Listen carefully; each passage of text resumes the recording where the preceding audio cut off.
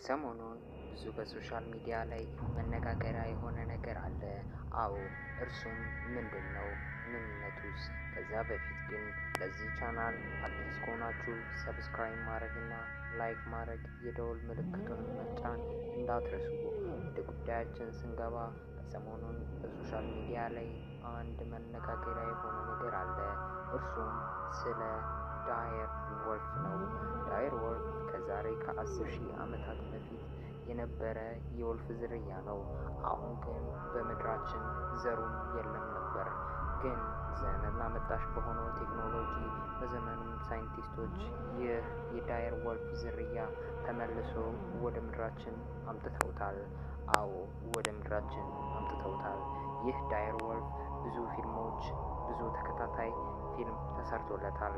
ከነርሱም መካከል አንደኛውና የሚጠቀሰው ጌም ኦፍ ትሮንስ ነው።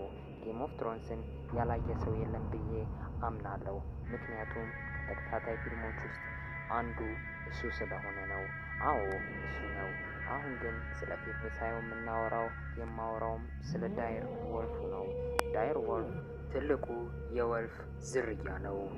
ግዙፉ ከዛሬ ከ10,000 ዓመታት በፊት የነበረ የወልፍ ዝርያ ሲሆን እንዴት ጠፋም ልትሉ ትችላላችሁ። ይህ ዳየር ወልፍ ሊጠፋበት ምክንያት የሆነው ነገር በሰው ልጆች አደን ምክንያት ነው። ብዙ ሰዎች ይገሉታል፣ ብዙ ሰዎች ያድኑታል።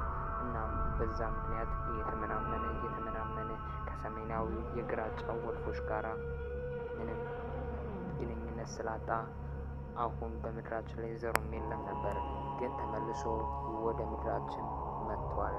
አዎ ተቀላቅሏል። የእናንተ ጥያቄ እንዴት ይህ ዳየር ወልፍ ሊመጣ ቻለ? የመጣበትን ምክንያት ከ13,000 ዓመታት በላይ ያስቆጠረ የጥርሳቸው አጥንትና ከ72,000 ዓመታት በላይ ያስቆጠረው የጭንቅላታቸው አጥንት ነው። ከነሱም ላይ ናሙና ወሰዱ። ከዛም በመቀጠል የግራጫው ተኩላና ዘር ወሰዱ። ዘሩንም ከናሙናው ጋራ በማደባለቅ የምትመለከቱትን ዳየር ወልፍ መልሰው አመጡ። አሁንም ሌላ ስራ ሊጀምሩ ነው። እርሱም ምንድን ነው? 2 ቀንድ ያለው የዝሆን ዝርያ ነው። አዎ 2 ቀንድ ያለው የዝሆን ዝርያ ነው። ይህ ዝሆን ከጠፋ በጣም ብዙ ሺህ ዓመታት አልፎታል። አሁን ግን ተመልሶ ለማምጣት ስራ ላይ ናቸው። አሁን ግን ይህ ካምፓኒ ምንድን ነው? የትስ ነው የሚገኘው? ይህ ካምፓኒ የሚገኘው በሰሜናዊው አሜሪካ ሲሆን አሁን ይህ ካምፓኒ እንዴት ሊከፈት ቻለ ነው የሚለው ጥያቄ። ይህ ካምፓኒ የተከፈተው አሁን ያልኳችሁን ዝሆኖቹን ለመመለስ ተብሎ ነበር። ግን ለሙከራ ስርጭት ተብሎ ዳየር ወልፎቹን ጀመሯቸው። በመቀጠልም ወዲያውኑ ውጤታማ ሆኑ። አሁን በመቀጠል ስራቸው የሚሆነው እነዛን ዝሆኖች መመለስ ነው። አዎ መመለስ ነው። እንዴት እንደሚመልሷቸው ተናግረዋል። እሱም ደግሞ የሚመልሷቸው በአይጥ ነው። ግን አይጡ ዝም ብሎ አይጥ አይደለም። የራሳቸው የሆነ አይጥ አለ።